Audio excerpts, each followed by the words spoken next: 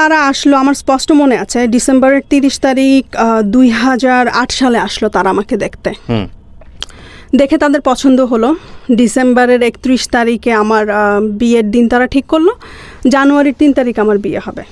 কারণ হচ্ছে ছেলে আমেরিকাতে থাকে, ছেলের হাতে বেশি সময় নাই, কি বলে এটাকে, ছেলেকে চলে যেতে হবে। হোয়াট ইজ ইউর রেসপন্স, মানে হোয়াট ওয়াজ ইউর রেসপন্স? আমার রেসপন্স ছিল যে বাবা মা যেইটা সিদ্ধান্ত নিবে আমি সেইটাই করব। মানে হয় না ওই টিনেজ বয়সে তো আমরা অনেক সময় ফল ইন থাকি কারো না কারো প্রতি বা ওরকম? না, ওই রকম কখনো ছিল না। ওকে, না, জানুয়ারির 3 তারিখে আমার বিয়ে হলো। বিয়ে হয়ে গেল। কিন্তু আমার বাবা যে একটা ভুল করলেন, ছেলের বাড়ি ঘর কোথায়, ছেলে কি করে না করে কিচ্ছু দেখলেন না। ছেলে আমেরিকাতে থাকে সেইটাই। কারণ ছোটবেলা থেকে তার ইচ্ছা ছিল, আমি প্যান্ট শার্ট পরতে খুব পছন্দ করতাম, তো তার ইচ্ছা ছিল যে তার মেয়েকে সে আমেরিকাতে বিয়ে দিবে। আমার বাবাও আমেরিকাতে ছিল 4 বছর। আপনি প্যান্ট শার্ট পরতেন এই কারণে? হ্যাঁ, আমার বাবার মেন্টালিটি ছিল যে আমি বাইরের কান্ট্রিতে সেটেল হতে চাই, প্যান্ট শার্ট পরি অলওয়েজ। আমার মেন্টালিটি একটু ডিফারেন্ট, আমাকে সে বাইরে বিয়ে দিবে, বাইরের ছেলে দেখে। বিয়ের গাড়িতে করে যখন ওর বাসার কাছাকাছি এসে সে আমাকে বলছে, তুমি কি হেঁটে যাবে না রিকশায় যাবে আমাদের বাসায়? তো আমার না জিনিসটা কেমন যেন খটকা লাগলো। তখন তাদের বাসা ছিল মানিকদি। তো গাড়ি মেইন রোড থেকে নেমে এমন চিপা রাস্তা, 5 মিনিট হেঁটে যাওয়া লাগবে, ইদার রিকশায় যাওয়া লাগবে। আর রিকশায় যদি যাই আমি, তাহলে ওই রাস্তা দিয়ে একজন মানুষ পাস করতে পারবে না। মানে গলি, এত গলি, আর এইরকম গলি আমি জীবনে কখনো দেখি নাই মুগদাতে। কারণ আমি যেহেতু বর্ন অ্যান্ড ব্রট আপ আমার মুগদাতে, আর তখন জগৎটাও আমার ছোট ছিল, খুব বেশি বড়ও ছিল না। তো যাই হোক, রাতের বেলা আমি গেলাম ওদের বাসায়। সকালবেলা যখন ঘুম থেকে উঠলাম, বারান্দায় গেলাম, তারপরে দেখলাম যে ওদের বারান্দার ওখানে বিশাল বড় ঝিল। আর আমি মনে মনে বললাম যে আব্বা আমারে কোন সাগরে ফেলে দিল। ঝিল হলে তো খুশি হওয়ার কথা, সুন্দর দৃশ্য। না, আমার কাছে ওইটা ভালো লাগছিল না। মানে রাস্তাটা দেখেই আমার যেন ওই রাত থেকে ইমপ্রেশনটা নষ্ট হয়ে গেছে। আমি ছোটবেলা থেকে আমার যেরকম ড্রিম ছিল যে বিশাল বড় বাসা হবে, সব কিছু সুন্দর ঝকঝকে তকতকে হবে, একটা ড্রিম থাকে না মেয়েদের, যে আমার শ্বশুর বাড়িটা এই রকম হবে। হ্যাঁ, না ড্রিম বয় বাদই দিলাম, বাট শ্বশুর বাড়িটা অনেক সুন্দর হবে, আমার বিয়েটা অনেক ধুমধাম করে হবে, বাট সেটা হয় নাই। ছোটখাটো একটা অনুষ্ঠান করে জাস্ট দিয়ে দেওয়া। আমাদের রিলেটিভস কেউ যদি তার সাথে কথা বলতো না, সে একই কথা বলতো যে আমি তো বিয়ে করতে চাই নাই, আমার ফ্যামিলি আমাকে জোর করে বিয়ে করিয়ে দিয়েছে। এটা মানে ছেলেটা বলতো সব সময়। তো আমি একদিন না খুব রাগ হয়ে ওকে বললাম যে এইটা তো দরকার কি ছিল। তো পরে আমি জানতে পারি এজ গ্যাপ কত ছিল তখন। ওর সাথে আমার এজ গ্যাপ ছিল 9 ইয়ার্সের। 9 ইয়ার্স। পরে আমি শুনতে পারি যে আমাকে যেদিন সে বিয়ে করে, মানে যেদিন আমাদের বিয়েটা ঠিক হয়, 31শে ডিসেম্বর থেকে 3 জানুয়ারি পর্যন্ত তাকে রুমে অলমোস্ট নজরবন্দি করে রাখা হয়। তারপরে সে আমাকে বিয়ে করতে আসে। ও ওখানে আমেরিকাতে একটা মেয়েকে পছন্দ করে, সিলেটি মেয়ে। ওই মেয়েকে যদি বিয়ে করে তাহলে তাদের সাথে আর যোগাযোগ করবে না, তারা তাদের ছেলেকে লুজ করবে। এটা আপনি শুনেছেন? শুনেছি। আমি মনে হয় বিয়ের 3 দিনের দিনই আমাকে রান্নাঘরে ঢুকিয়ে দেওয়া হয়েছে। ও যাওয়ার মনে হয় 3-4 দিন আগে একটা মেয়ে ফোন করেছে, আমি ফোনটা ধরলাম। ধরার পরে ওকে চাইলো, আমি ওকে দিয়ে দিলাম। আমি কখনো প্রশ্ন করি নাই যে মেয়েটা কে অথবা কোনো কিছু, ওগুলো আমার মাথাতেই ঢুকে নাই।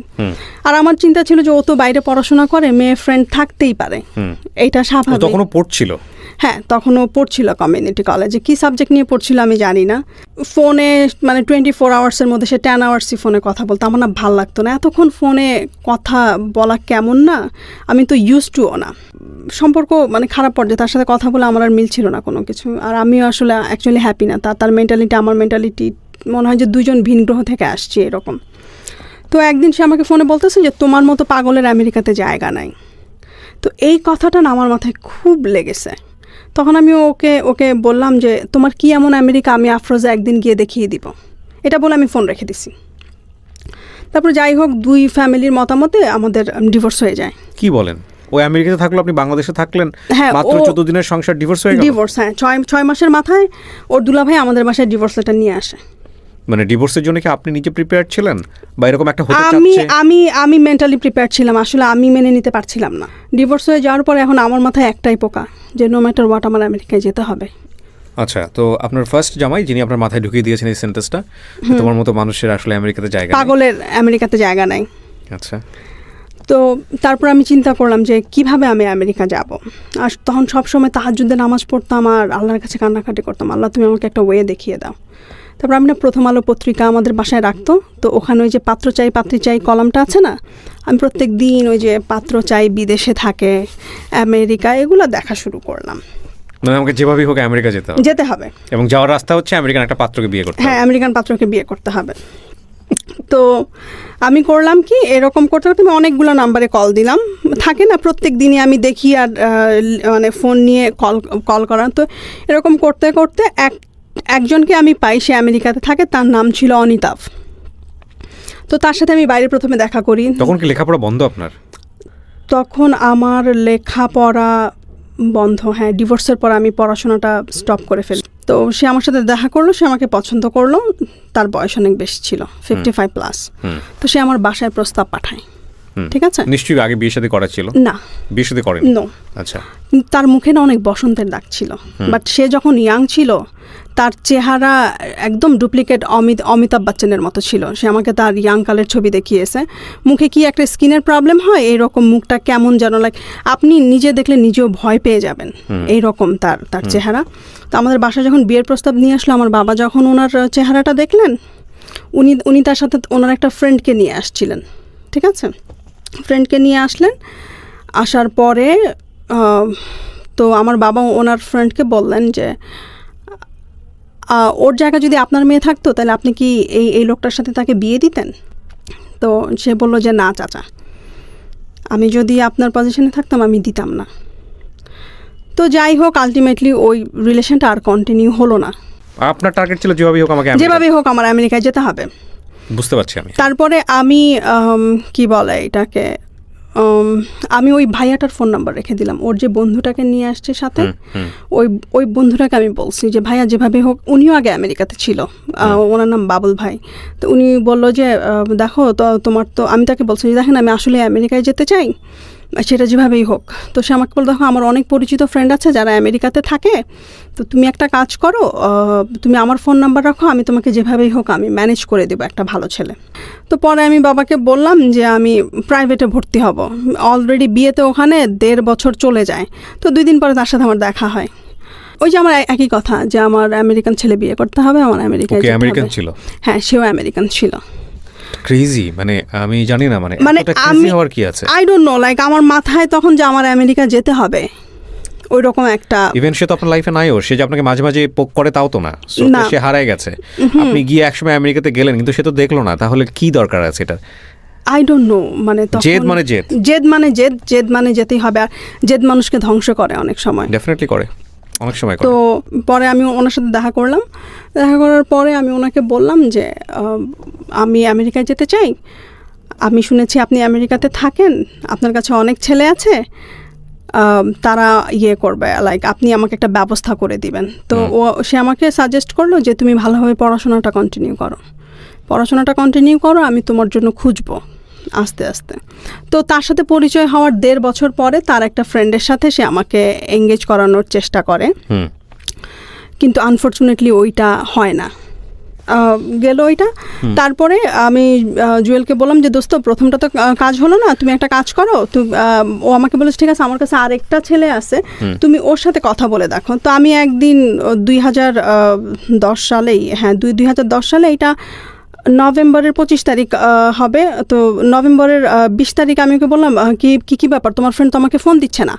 পরে আমি বললাম যে তুমি একটা কাজ করো, তোমার ফ্রেন্ডের নাম, আমি জুয়েলকে বলছি যে তোমার ফ্রেন্ডের নাম্বারটা দাও, আমি কল করি। ও আমাকে বললো যে না, আমার ফ্রেন্ড তোমাকে কল করবে, তাহলে তোমার ভ্যালুটা থাকবে তার কাছে।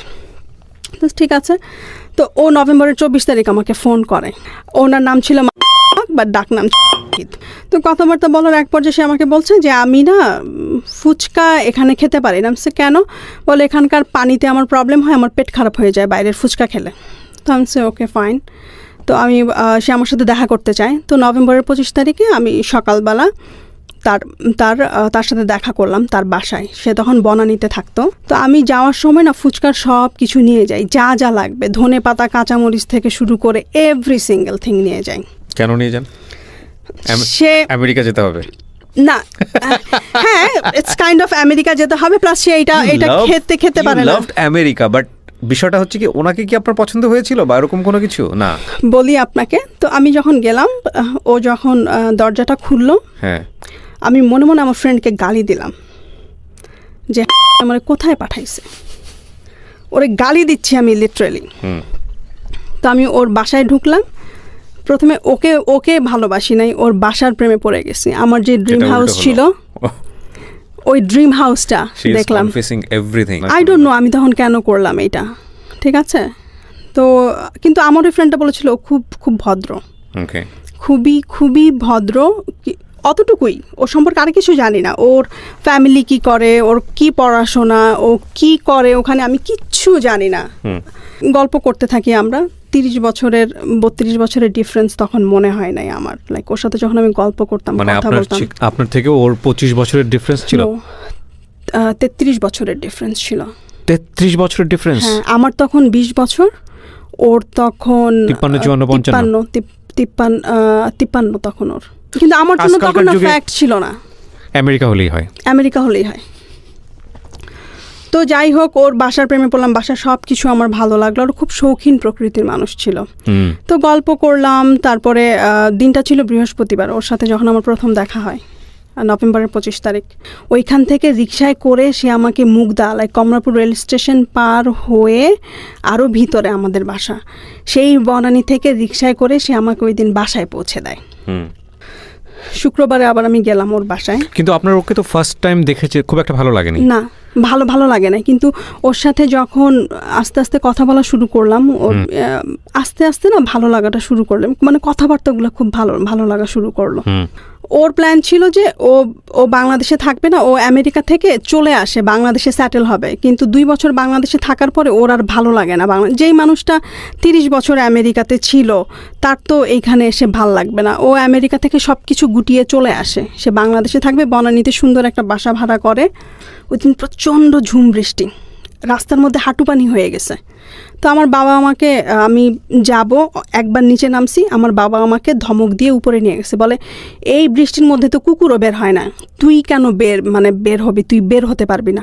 আর আমার মাথায় চিন্তা, আমি তোকে কথা দিয়ে ফেলছি যে আমি সকাল 10টার মধ্যে যেভাবেই হোক আমি বনানীতে থাকবো, আমার তো যেতে হবে। পরে চিন্তা করে আব্বাকে বললাম, বাবা আজকে তো ইউনিভার্সিটিতে যেতেই হবে, কারণ ঢাকা ইউনিভার্সিটির প্রফেসরের ক্লাস যদি মিস করি সে অনেক রাগ হয়ে যাবে। এই কথা বলে আমি একটা রিক্সা নিয়ে আমি চলে গেলাম বনানী। যাওয়ার পরে সে আমাকে বলল যে তোমার ফ্যামিলিতে কেউ আমার কথা জানে? আমি বলছি যে না, কেউ জানে না। সরি, আমি এই কথাটা আমার মায়ের সাথে শেয়ার করেছিলাম যে মা, আমি এরকম একজনের সাথে কথাবার্তা বলি, ভালো লেগেছে। আমার ডিভোর্সের পরে আমার মা আমার বেস্ট ফ্রেন্ড হয়। আমি আমার মায়ের সাথে সব কথাই শেয়ার করি, আমি কোথায় কি করি না করি। তো আমার মা তখন আমাকে বলল যে তুই একটু আমাকে বিয়ে করার আগে, তুই যদি বিয়ে করতে চাস আমাকে একটু দেখাস বিয়ে করার আগে। তো ও যেদিন আমাকে বাসায় পৌঁছে দেয়, আমি গিয়ে আম্মাকে বলি যে আম্মা আসছিল। তা আম্মা বলে তুই আমাকে একটু ফোন করে বলতে, আমি না হয় বারান্দা থেকেই দেখতাম। যাই হোক, তারপর আমি ওর বাসায় যাওয়ার পরে সে আমাকে বলে যে তোমার ফ্যামিলিতে তোমার সাথে কার ফ্রেন্ডলি রিলেশনশিপ? আমার মায়ের সাথে, আর আমার মায়ের সাথেই মোস্টলি। তো আমাকে বলল যে তুমি তোমার মাকে ডাকো,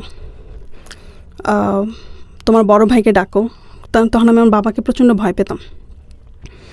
পরে আমি ওকে বললাম যে দেখেন মা যদি আসে, ভাইয়া যদি আসে, আপনাকে দেখে জীবনেও এখানে বিয়ে দিবে না। তো ও বললো যে ঠিক আছে, তোমার মাথা গরম হয়ে আছে, একটা কাজ করো, তুমি লাঞ্চ করো, লাঞ্চ করে ঘুমাও, ঘুম থেকে উঠে মাথা ঠান্ডা করে চিন্তা ভাবনা করে আমাকে তোমার সিদ্ধান্ত জানাও। তো আমি লাঞ্চ করলাম, ঘুম থেকে উঠলাম, উঠে আমি বললাম যে না, আমি বিয়ে করব, আমি এক পায়ে দাঁড়া। তো ও বলে যে ঠিক আছে তাহলে চলো। প্রথমে আমরা বনানী মসজিদে যাই। মসজিদে গিয়ে ও একটা মুয়াজ্জিমকে জিজ্ঞেস করে যেখানে বিয়ে পড়ানো হয় কিনা। সে তখন জানতো না বিয়ে কোথায় পড়ানো হয়। ওর ধারণা ছিল যে বনানী মসজিদে বিয়ে পড়ানো হয়। তো আমরা বনানী মসজিদে গেলাম। যাওয়ার পরে ওখানে বললো যে না, আমরা এখানে বিয়ে পড়ানো হয় না, কাজী অফিসে বিয়ে পড়ানো হয়। আপনার গুলশান 2 নাম্বারে কাজী অফিস আছে, আপনারা ওখানে যান। তো রিক্সায় করে গুলশান 2-এ গেলাম। আমরা একটা সিএনজি এলাকায় জিজ্ঞেস করলাম, সে বলে যে গুলশান 2-এ কোনো কাজী অফিস নাই, উত্তরা আছে কাজী অফিস, উত্তরা চলেন। তো ও বললো যে না, কি বলে, প্রত্যেকটা এরিয়াতে তো একটা করে কাজী অফিস থাকে। তো কে যেন রাস্তায় একজনকে জিজ্ঞেস করলো যে কাজী অফিস কোথায়, বললো যে গুলশান 1-এ। আবার গুলশান 1-এ গেলাম। আমরা একটা ওই যে কি বলে ইস্ত্রি করে যে ধোপার দোকান না, ওখানে কেউ জিজ্ঞেস করলো যে এখানে কোনো কাজী অফিস আছে কি না গুলশান 1-এ। তো সে বললো যে না, আপনি গুলশান 2-এ যান, কাঁচা বাজারের উপরে দোতলায় কাজী অফিস আছে। ওখানে যাওয়ার পর একটা ঝামেলা হলো কাবিনের টাকা নিয়ে। কাজী জিজ্ঞেস করলো যে কত টাকা কাবিন। আপনারা দুজনেই তো, আর তো কেউ না? আর কেউ নাই। হ্যাঁ, সাক্ষী আমরা বলেছি যে আমরা পরের দিন এসে দিয়ে যাব। আচ্ছা, সাক্ষী, উকিল টুকিল সব কিছু। তো পরে আমাকে ও বললো যে তুমি বিয়ের কাবিনের টাকা কত চাও? তো আমি বলছি যে 50,000। তখন কাজী বলতেছে বিয়ের কাবিন তো এত কম হয় না। তো ও আমাকে বললো তাহলে তুমি কত চাও? আমাকে বলছে আমি তাহলে 1 লাখই দাও। তখন কাজী বললো যে আপনাদের স্ট্যাটাস অনুযায়ী 1 লাখ যায় না। তো ও তখন বলতেছে তাহলে 10 লাখ দাও। আমি বলি যে না, কারণ কাজীরা যে প্রত্যেক লাখে 2,000 করে দেওয়া লাগে ওদেরকে। তা আমি বলি কেন শুধু 10 লাখ টাকা কাবিন দিয়ে 20,000 টাকা ওদেরকে দাও, আবার বিয়ের জন্য আরও 5,000, টু মাচ। আমি যে না, কোনো দরকার নাই। পরে কাজী ও বলতেছে তাহলে কাজী সাহেব আপনিই বলেন কোনটা আপনার মডারেট অ্যামাউন্ট হবে। তো কাজী বললো যে তাহলে 4 লাখ করেন। তো আমি যখন কবুল পড়ি তখন মাগরিবের আজান দিচ্ছিল। তারপরে বাসায় আসলাম। ও আমাকে বিয়ের পরে মনে হয় প্রায় 200 রজনীগন্ধা কিনে দেয়। আমার রজনীগন্ধা খুব প্রিয় একটা ফুল। ওর দিক থেকে কোনো আত্মীয় ছিল না? না, কেউ ছিল না। ইভেন ওরা কয় ভাই বোন, ওর মা বাবা কি আছে না আছে আমি কিচ্ছু জানি না। ও ম্যান, আমি কিচ্ছু, you being so crazy for him? I don't know আমি কেন ক্রেজি ছিলাম। ওর কথাবার্তা কিছু একটা আমাকে মানে ওর কথাবার্তা, আচার ব্যবহার আমার প্রতি ও খুব কেয়ারিং ছিল। আপনারা যারা গল্পটা শুনছেন বা দেখছেন তাদের অনেকেরই আমি বারবার বলছি যে ওনাকে জাজ করতেছেন। আমি জানি এই গল্প যারা দেখবেন তারা ম্যাক্সিমাম এই কাজটাকে করবেন। ডোন্ট জাজ হার। আপনারা নিজেকে প্রশ্ন করেন এগুলো আমাদের লাইফে ঘটে কিনা, তাহলেই বুঝতে পারবেন। ওকে, তারপর? ও অনেক কেয়ারিং ছিল, আমাকে একটা বেবির মতো ট্রিট করতো। ওকে, বাট এটা খুব অল্প সময়ের জন্য না, আপনার 1 সপ্তাহ তো হয় নাই, তার মধ্যে আপনি দুই সপ্তাহ। নভেম্বরের 24 তারিখে, নভেম্বরের 25 তারিখে দেখা হলো, ডিসেম্বরের 9 তারিখে বিয়ে করলাম। তার আগে মোট 4 বার না 5 বার দেখা হয়েছে ওর সাথে আমার। তো আপনি এর মধ্যেই আপনি কেয়ারিং এর ব্যাপারটা নিয়ে আসছেন, মানে এত দ্রুত আপনি ওর প্রতি ডিভোটেড হয়ে গেলেন? হ্যাঁ, জানি না কেন, হঠাৎ করে ওর প্রতি আমার ডিভোশনটা চলে আসলো। তো আমার মা বাসায় ছিলেন না। তখন পর্যন্ত আপনি জানেন যে ওর ফ্যামিলির কে কোথায় আছে, কি করছে? কিচ্ছু জানেন না? জানি না, কিচ্ছু না। তারপর আমি আমার মাকে ফোন করলাম। আপনার মনে হয় না যে আপনি অনেক ভয়ঙ্কর রকমের ক্রেজি কাজ করে ফেলেছেন ওই সময়টাতে? না, তখন মনে হয় সেটা তো আপনার ফ্যামিলি করেছিল একটা। আপনি যদি আপনার কথা যদি সত্য মেনে নেই, কারণ এই প্রশ্নগুলো আমাকে করতে হবে। আপনার ফার্স্ট হাজব্যান্ডের ক্ষেত্রে আপনার ফ্যামিলি একটা বড় ভুল করেছিল অ্যাকর্ডিং টু ইউর ভয়েস, যে তারা কোনো কিছু দেখেনি, জানেনি, শোনেনি। তো সেম ভুলটা থেকে তো আপনার শিক্ষা নেবার কথা। সেক্ষেত্রে আপনি একই ভুল এত রাফলি কেন করলেন? আমি জানেন এটা ভুল হয়েছে না, শুধু ফিউচারে বলে দেবে। ওই যে আমেরিকা যেতে হবে, মাথার মধ্যে ভূত। ও আমাকে পাগল বলেছে, যেতে হবে আমেরিকা, দেখাতে হবে ওকে। আমি পাগল না, আমি এই ভদ্রলোক যে আসলে আমেরিকাতে থাকে এটা আপনি নিশ্চিত ছিলেন? হ্যাঁ, কারণ আমার ফ্রেন্ড যে জুয়েল, ও আমাকে বলছে ও আমেরিকান সিটিজেন। আপনি ওকে ব্লাইন্ডলি বিলিভ করতেন? হ্যাঁ, ওকে আমি ব্লাইন্ডলি বিলিভ করতাম অনেস্টলি। বিয়ে করার পর আমি মাকে ফোন করি, আমার বাবা ফোনটা ধরার পরে আমার বাবা আমি জিজ্ঞেস করলাম মা কোথায়? বলে বাইরে হাঁটতে গেছে। বলে তুই কই, বাসায় আসবি না? তখন বাজে রাত 8টা। আমি বলি বাবা আমি তো বিয়ে করে ফেলছি। আমার বাবার প্রথম কোশ্চেন ছিল ছেলের বয়স কত। মাই গুডনেস, কেন? কারণ বাবা জানে আমি ক্রেজি, আমেরিকা যাওয়ার জন্য আমি যে কোনো কিছু করতে পারি। আর ওই যে প্রথমবার যে একটা ছেলেকে আনছিলাম বাসায়, ওর বয়স যে 55+ ছিল, এর জন্য বাবার প্রথম কোশ্চেন ছিল ছেলের বয়স কত। তো আমি নাম্বারটা বলছিলাম না। বাবা বলে কত, 45? আমি বলি যে না, আর একটু বেশি। বাবা বলে 46? আমি বলি যে না, আর একটু বেশি। বলে 48? আমি হ্যাঁ 48। 53 আমি বলি নাই তখন। ইভেন তখন আমি নিজেও জানতাম না ওর এই যে 53। তারপরে বাবা ফোনটা রেখে দেয়। না, হ্যাঁ, বাবা ফোনটা রেখে দেয়। তারপর আমার মা ফোন করে হাউমাউ করে কান্না, যে মা তুই এত বড় একটা সিদ্ধান্ত নিয়ে ফেললি, এত একটা কাজ করলি, আমি তো তোর সাথে ফ্রি ছিলাম, তুই তো আমাকে অ্যাটলিস্ট ফোন করে বলতে পারতি, তুই কেন বললি না? এদিক দিয়ে সারা রাত আমি টেনশন যে ও পরের দিন সকালবেলা আমাকে শ্বশুর মানে ওর মায়ের সাথে পরিচয় করিয়ে দিবে। আমি টেনশনে সারা রাত ঘুমাতে পারি নাই। ওর মাকে ফোন করে বলে কি, মা ওরা প্রত্যেক শুক্রবারে ওরা 2 ভাই ওর মায়ের কাছে ওর সকালবেলা নাস্তা খেত। তো আমার হাজব্যান্ড ফোন করে বলছে যে মা আমার একটা বন্ধু আসবে বাসায় নাস্তা খেতে, নাস্তা একটু মানে বেশি করে বানিয়ে রেখো। তো সে ওইখান থেকে আসে, বনানী থেকে তাকে পিক করে তারা 2 ভাই মিলে যায় মাকে দেখতে। মায়ের সাথে সকালে তারা নাস্তা করে প্রত্যেকদিন শুক্রবার, এটা তাদের রুটিন। তারপর সারা রাত আমাদের ঘুম হয় নাই। এই ভদ্রলোককে আগে বিয়ে করেছিলেন? না, কখনো না। কোনোদিন করেন নাই? না। তখন পর্যন্ত আপনি জানতে পেরেছেন যে কেন বিয়ে করেনি? না, আমি জিজ্ঞেসও করিনি। তখন পর্যন্ত আপনি জিজ্ঞাসা করেননি? ওকে, তারপরে সারা রাত ঘুম নাই। ভোর 6টা বাজে সিএনজি নিয়ে, আর ওই যে আমাকে যে প্রথমে যে রজনীগন্ধা ফুল কিনে দিল ওইটা নিয়ে আমি আমার শাশুড়ির বাসায় চলে গেলাম। ভোর 7টা বাজে গিয়ে পৌঁছাইছি। ও আমাকে ড্রয়িং রুমে বসিয়ে গিয়ে তখন আমার শাশুড়ি ঘুমাচ্ছিলেন। শাশুড়িকে ঘুম থেকে তুলে এনে বলতেছে যে মা তোমার জন্য বউ নিয়ে আসছি। আমার মনে হচ্ছে আমার শাশুড়ি ক্যামেরা থেকে পালাই যাই, cause I am feeling you, এবং পুরো গল্পটা চোখের সামনে ভাসতেছে। ওকে, তারপর আমার শাশুড়ির রুমে আমাকে নিয়ে গেল, নিয়ে তার বিছানার পাশে একটা চেয়ার ছিল, ওখানে আমাকে বসালো। আমার শাশুড়ির হাত পা খুশিতে কাঁপতেছিল। ও খুশিতে? খুশিতে। আমার শাশুড়ির হাতে একটা চুড়ি ছিল। তো সে হজ থেকে 6টা চুড়ি নিয়ে আসে তার 6 ছেলের বউয়ের জন্য, কিন্তু বইয়েরটা দেওয়া হয় না। হজ থেকে না, সৌদি আরব থেকে না। আই এম সরি, আমরা যেটা করি আর কি। You are right, you are absolutely right. আমরা হজে গেলে হ্যাঁ, তো হজে যখন যায় সে 6টা বইয়ের জন্য 6টা চুড়ি নিয়ে আসে। তো এই চুড়িটা প্রথমে ওর ছোট বোনকে দিয়েছিল। আমার শাশুড়ি বলেছিল যে কখনো বিয়ে করে তাহলে আমার পক্ষ, আমি যদি বেঁচে না থাকি আমার পক্ষ থেকে এই চুড়িটা আমার ছোট ছেলের বউকে দিও। সে অনেক দূরদর্শী মহিলা ছিলেন। মানে বিষয়টা এরকম দাঁড়িয়েছে যে আমার ছেলে বিয়ে করেছে, এটাই সবচেয়ে খুশির খবর। কাকে করেছে, কি করেছে সেটা ফ্যাক্ট না। সেটা ফ্যাক্ট না। তারপরে সে একে একে আমার সব ভাসুরদেরকে ফোন দেয়। তার আইকিউ লেভেল খুব ভালো ছিল। ওরা সব ভাই বোন আমেরিকা কানাডাতে স্যাটেল। নাস্তা করতে বসলাম, আমার শাশুড়ি না খুশিতে খেতে পারছে না। সে টেবিলে বসে আল্লাহর হাতে 2 হাত তুলে কি যে দোয়া আমাদের জন্য যে তার ছেলে বিয়ে করছে, এটাতেই অনেক খুশি। তো তারপর আমরা একসাথে নাস্তা করলাম। নাস্তা করে তারপরে আমার হাজব্যান্ড বলল যে আমাদের একটু কাজ আছে মা, আমাদেরকে যেতে হবে। তো ও এর মধ্যেও আবার ছবি তুললো। এখানে আমার প্রশ্ন হচ্ছে যে আপনার হাজব্যান্ডের জায়গা থেকে কোনো প্রবলেম ছিল না? তাহলে আপনার হাজব্যান্ডের পক্ষ থেকে তো কেউ থাকতে পারতো আপনাদের বিয়েতে? ও না একটু ইন্ট্রোভার্ট টাইপের ছিল, ও না সারপ্রাইজ দিতে খুব পছন্দ করতো। ওকে, তো আমি বাসায় আসলাম। আপনি বিয়ের আগে কখনো জিজ্ঞেস করেননি যে তোমার ফ্যামিলিতে কোনো প্রবলেম হবে কিনা আমাকে নিয়ে? সে বলছে যে না। আমি যখন জিজ্ঞেস করলাম বলে যে না, কোনো প্রবলেম হবে না। এই জন্য এইটা আমার লাইফ, লাইক আমার জীবন, আমি সিদ্ধান্ত নিব। কে কি মনে করলো না মনে করলো সেটা আমার দেখার বিষয় না। ওকে। তো সন্ধ্যাবেলা আমি ওনাদের বাসায় যাই। বাসায় যাওয়ার পরে কিছুক্ষণ বসার পর আমি আমার বাবার বাসাতে যাই আমার হাজব্যান্ডকে নিয়ে, প্রথমবার বিয়ের একদিন পরে। মা বাবাকে ফোন করে বলি সে আসতেছে। তো যাওয়ার পরে আমাদের বাসার যেই কালচার, টেবিল ভর্তি খাবার দাবার।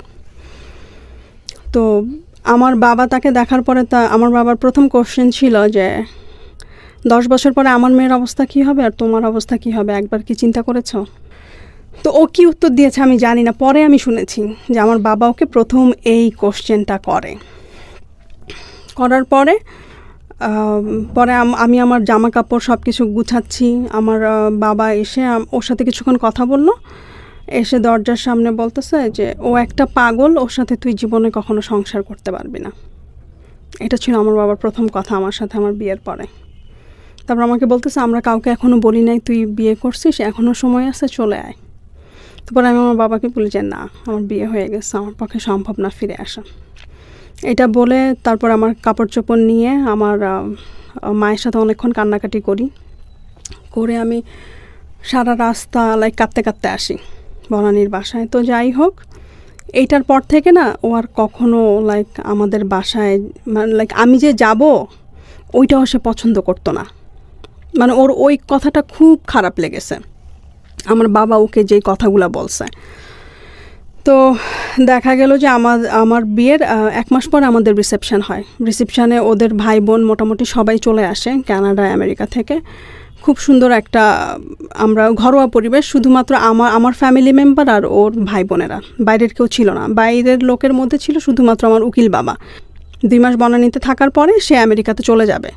আমরা সব কিছু হোম বাউন্ডের থ্রুতে কি বলে লাস ভেগাসে পাঠিয়ে দিব। সে লাস ভেগাসে বাড়ি কিনে সে আর বাংলাদেশে থাকবে না। তো সব জিনিসপত্র হোম বাউন্ডের থ্রুতে আমরা পাঠিয়ে দিই লাস ভেগাসে। তো সে মার্চ মাসে চলে যায়, বিয়ের 3 মাস পরেই। তো আমি বিয়ের 2 মাস বনানীতে থাকার পরে 1 মাস আমি আমার শাশুড়ির সাথে থাকি। তো আমার শাশুড়িকে আমার খুব ভালো লাগে, এত এত সুন্দর, এত ভালো মানুষ আমি মনে হয় আমার জীবনেও দেখি নাই। কারণ আমার তো তিক্ত অভিজ্ঞতা ছিল আমার প্রথম শাশুড়ির সাথে। তো আমার শাশুড়িকে মনে হয়েছে সে আমার জীবনে আমার একটা ফেরেস্তা, এরকম মনে হয়েছে। ওকে।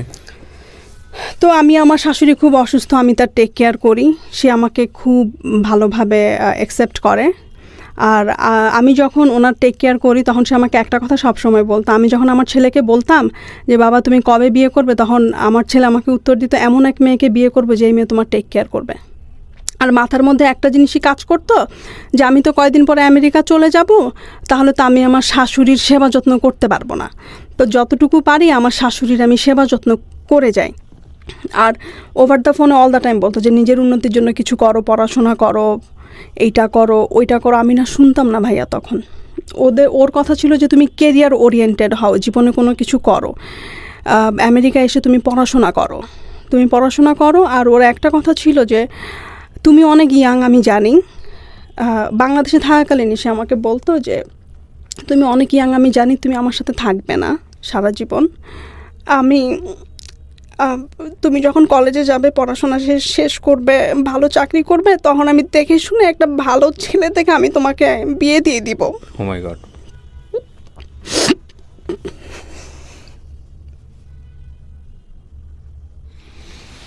আমি শুধু আপনাদেরকে এতটুকু বলতে পারি যারা এতক্ষণ ধৈর্য ধরে শুনেছেন, আমি সবসময় একটা কথা বলি যে জীবন নাটকের চেয়ে অনেক অনেক বেশি নাটকীয়। এই স্টোরিটা কোথা থেকে বাঁক নিয়ে কোথায় গিয়ে দাঁড়িয়ে কোথায় গিয়ে থামবে আপনারা ইমাজিন করতে পারবেন না। লাস্ট ব্রেথ মানে স্টোরির লাস্ট মিনিট পর্যন্ত আপনাদেরকে রিকোয়েস্ট করব শোনার জন্য। ওয়াও। তখন ওই যে মাথায় ছোট, আমি বেবি, লাইক সবাই প্যাম্পার করতো অনেক। আর প্রত্যেক বছর শ্বশুরবাড়ি থেকে প্রচুর গিফট পেতাম আমি। ডিসেম্বরের 15 তারিখে আমি ফাইনালি ভিসা পাই। তখন আমাদের বিয়ের 2 বছর হয়ে যায় আমি যখন ভিসা হাতে পাই। আমি মনে হয় একমাত্র ব্যক্তি দুনিয়াতে যে ভিসা পাওয়ার পরের দিনই ফ্লাই করে। মানে রাক্ষসের মতো অপেক্ষা করছিলেন আর কি, যেটাকে বলে। ভিসা পেলাম, হ্যাঁ ভিসা পেলাম বৃহস্পতিবার বিকালে। ও আরেকটা কথা বলতে ভুলে গেছি, ও আমার বার্থডে 27 অক্টোবর, ওইটা কোরবানির ঈদ ছিল।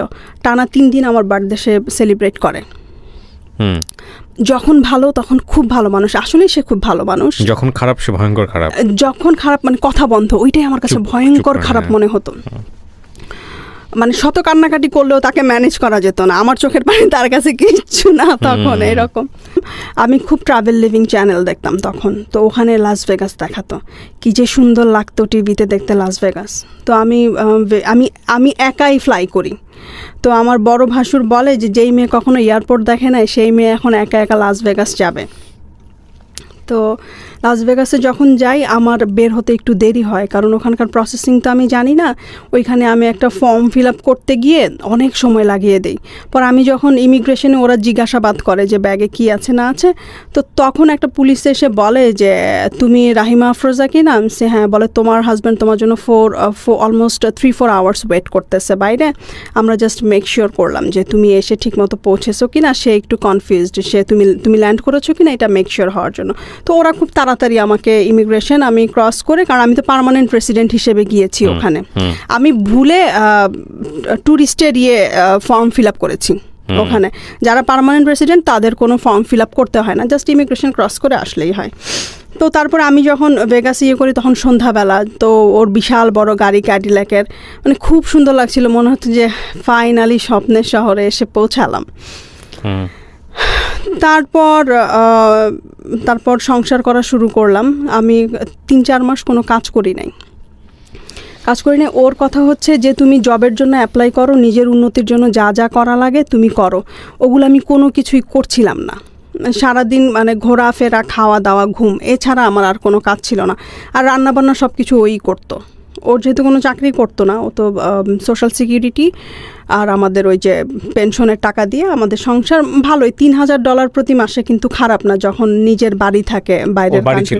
হ্যাঁ, ভেগাসে আমাদের ডুপ্লেক্স হাউস ছিল, ও কিনে ওইটা পার্সোনালি। ওর এটা প্রথম বাসা আমেরিকাতে, নিজের কেনা বাসা। তারপর চলছে সব কিছু ভালোই। একদিন হঠাৎ করে সে আমাকে বলছে যে কোম্পানির টাকা বন্ধ হয়ে গেছে আরও 1 বছর আগে। কোম্পানি থেকে যে $2,000 করে পেত। আমার মাথায় না পুরো একটা মনে হয় যে আকাশ ভেঙে পড়লো, যে ওইটা কী বললো, এখন আমাদের সংসার কিভাবে চলবে, এত খরচ, এত কিছু। তো একটু রাগ করেই ও বলল। তো আমি করলাম কি, ওই দিন বিকালে কাজ খোঁজার জন্য বের হয়ে গেলাম। তখন সামার টাইম, এত গরম, বিকালে লু হাওয়া ওখানে।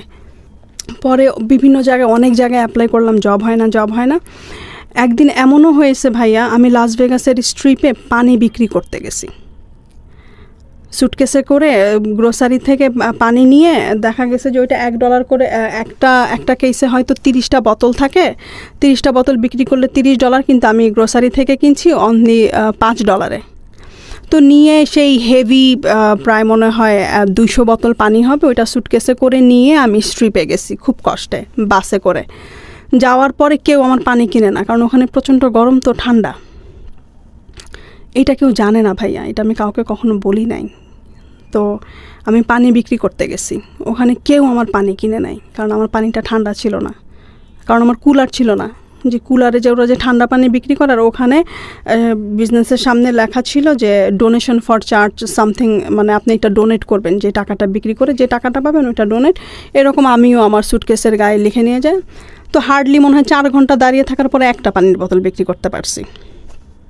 তারপরে করলাম কি, পাশে যারা পানি বিক্রি করতেছিল ওদেরকে বোতলগুলো দিয়ে আমি খালি সুটকেস নিয়ে বাসায় চলে আসছি।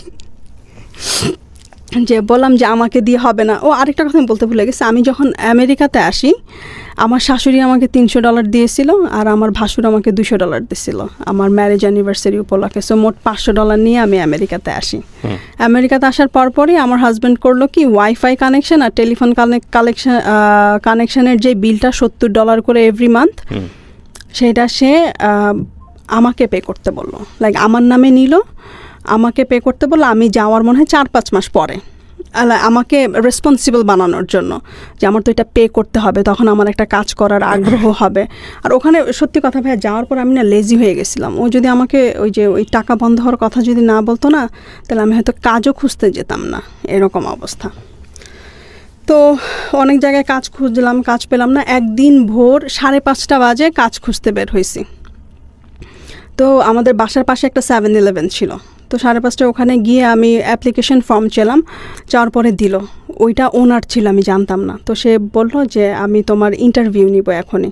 তো আমি 6টার মধ্যে অ্যাপ্লিকেশন ফর্ম পূরণ করলাম। করার পরে উনি আমাকে বলল যে আমি এত বছর এখানে কাজ করি, কোনো মেয়ে মানুষকে দেখি নাই ভোর 5:30 এসে কাজ খুঁজতেছে। You are the only one. আর তখন কমিউনিকেশনও প্রবলেম ছিল। এখন যেরকম প্রবলেম হয় না ইংলিশে কথা বলতে, আমরা ইংলিশটা বুঝি আমরা যখন স্কুল কলেজে পড়াশোনা করি, কিন্তু আমরা তো তখন স্পিকিংটা প্র্যাকটিস করি নাই। তো আমার না তখন এমন অবস্থা ছিল যে পেটে বোমা মারলেও ইংলিশ বের হতো না। কী বলতেছে বুঝতে পারছি, কিন্তু ও তখন করতো কি, আমাকে বলতো যে তুমি ইংলিশ মুভি দেখো, ইংলিশ সব কিছু দেখো, আর আয়নার সামনে নিজে নিজে দাঁড়িয়ে প্র্যাকটিস করো কথাবার্তাটা করার জন্য, ঠিকঠাক করার জন্য। কারণ কমিউনিকেশন স্কিলটা এখানে অনেক ইম্পর্টেন্ট, সব কাজের ক্ষেত্রে লাগবে। এখানে কমিউনিকেশন স্কিলস যদি না থাকে তুমি কিচ্ছু করতে পারবে না। তো ও না ভবিষ্যৎ কিভাবে ভালো হবে, মানে কেরিয়ার কিভাবে বিল্ড আপ হবে, ওই কথাগুলো না সব সময় বলতো। ওগুলো আমার শুনতে ভালো লাগতো না। তখন কথা কি, আমেরিকাতে তো এসেই গেছি, আর আমেরিকাতে আসার 1 সপ্তাহ পরেই 10 বছরের গ্রিন কার্ড পাইছি। আমারে কি আর আমেরিকা থেকে ভাগাবে, এরকম একটা মন মানসিকতা। তো আমি ওখানে 3-4 মাস কাজ করি। কাজ করার পরে হঠাৎ করে আমার হাজব্যান্ড 2013 সালের 10ই অগাস্ট স্ট্রোক করে। আচ্ছা, সাডেনলি আমি কাজ থেকে বাসায় যাই, ওর সাথে কথা বলি, আমরা লাঞ্চ রেডি করব।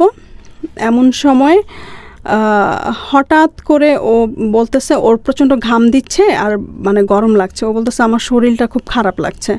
আমি ফ্যান ছেড়ে দিছি ভাইয়া, তারপরে দরদর করে ঘামাচ্ছে। তারপরে বাথরুমে গেল, প্রচণ্ড তার মাথা ব্যথা, চিৎকার। ব্রেন স্ট্রোক হওয়ার 3 দিন পরে ও ফুললি কোমাতে চলে যায়। প্রায় 3 দিন কোমাতে থাকে। তো তখন ডাক্তার আমাকে বলছে যে এখন সব কিছু আল্লাহর হাতে, ওকে আমরা কোনো ওষুধ দিতে পারছি না, ব্লাড থিনার অথবা কোনো কিছু। কারণ ব্লাড থিনার দিলে দেখা যাবে যে ব্রেইনে ব্লিডিং হওয়া শুরু করবে, আবার এদিক দিয়ে ব্লাড থিনার যদি না দেয় তাহলে হার্ট অ্যাটাক হওয়ার পসিবিলিটি আছে। আমাদের হাতে কোনো কিছু নেই, সব কিছু আল্লাহর হাতে। দেখেন, মিরাকেলের জন্য অপেক্ষা করেন যদি কোনো মিরাকেল ঘটে। তো তখন আমি করলাম কি, সারাক্ষণ ওর হাত, ও তখন আইসিইউতে, আর আইসিইউতে শুধুমাত্র ওয়াইফকে অ্যালাউ করে ওখানে ওরা। তো আমি আইসিইউতে ওর হাত ধরে সারাক্ষণ বসে থাকতাম আর শুধু আল্লাহকে ডাকতাম। আর আমি যখনই নামাজ পড়তাম তখনই আল্লাহকে একটা কথা বলতাম যে আল্লাহ, আমি যাতে ওর সেবা যত্ন করে কবরে যেতে পারি, ও যতদিনই বাঁচে আমি যাতে ওর টেক কেয়ারটা করতে পারি। তারপরে ওর আত্মীয় স্বজন সবাই যায় 1 by 1 আমাকে টেক কেয়ার করার জন্য। বাট আমি টানা মনে হয় 25 দিন হসপিটালে ছিলাম ওর সাথে। টানা 25 দিন হসপিটালে থেকে বাসায় আসি, তখন হাতের অবস্থাও খারাপ, আমার একটা জবের দরকার। তখন বাঙালি এক ভদ্রলোক, ওখানকার কমিউনিটি লিডার, সে আমাকে তার অফিসে একটা জব দেয় 25 ঘন্টা। আর লাস ভেগাসে না প্রথম 6 মাস 1 বছর ফুল টাইম জব পাওয়া অনেক টাফ, ওখানে অ্যাভেলেবল না জবের। নিউ ইয়র্কে যেরকম জব অ্যাভেলেবল, বাট লাস ভেগাসে ওই রকম না, জব অ্যাভেলেবিলিটি খুবই কম। তারপরে যাই হোক, ওকে হসপিটাল থেকে আনার পরে ওকে হসপিটাল থেকে আনার মনে হয় 1 সপ্তাহ পরেই আমি কাজে জয়েন করি ওই বাঙালির অফিসে। তো এই জিনিসটা না ও পছন্দ করতো না যে আমি বাঙালিদের সাথে কাজ করি। আচ্ছা, ও বলতো যে বাংলাদেশের সাথে কাজ করলে তুমি কোনো কিছু শিখবে না। তো তারপর যাই হোক, ওর ব্রেন স্ট্রোক হওয়ার পরে ও বাসায় আসার পরে না মানে কেমন যেন হয়ে যায়, ওর কোনো কিছু বললেই অনেক রাগ হয়ে যায়। মানে ভালো কথা বললেও সে আমার মানে কেমন যেন একটা বিরক্তিকর একটা ভাব, এটা ওইটা। তো তারপরে একটা সময় আমাদের যখন ঝগড়া তুমুল পর্যায়ে চলে যায়, তো আমরা আলাদা রুমে থাকা শুরু করি। কারণ ও কেন রাগ করতো সেটা তো জানতাম না কখনোই আমি। তো আলাদা রুমে থাকা শুরু করি। আলাদা রুমে থাকা শুরু করার পরে এরকম করে প্রায় 3 থেকে 6 মাস চলে যায়। হঠাৎ করে 2014 সালের মে মাসের 14 তারিখ আমার শাশুড়ি মারা যায়। আমার শাশুড়ি মারা যাওয়ার পরে ওর মধ্যে আমি আরও চেঞ্জ দেখতে পাই। তারপরে ও বাড়িটা বিক্রি করে দেয় হঠাৎ করে, লাস ভেগাসের বাসাটা। সে লাস ভেগাসে থাকবে না। তো ওইটা নিয়ে আমাদের মূলত অশান্তি ফ্যামিলিতে, যে আমি এত কষ্ট করে কাজ করি, বাজার করি, সব কিছু করার চেষ্টা করি। তো তারপরে আমরা বাড়ি বিক্রি করে মোটেলে উঠি। ঠিক আছে, মোটেলে উঠি।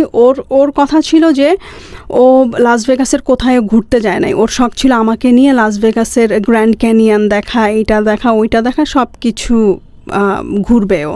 তো আমাকে বলে তুমি জবটা ছেড়ে দাও, জবটা ছেড়ে দিয়ে আমরা একটা কাজ করি। তখন আমি একটা ফুল টাইম জব পাই গ্যাস স্টেশনে, ফুল টাইম ক্যাশিয়ার।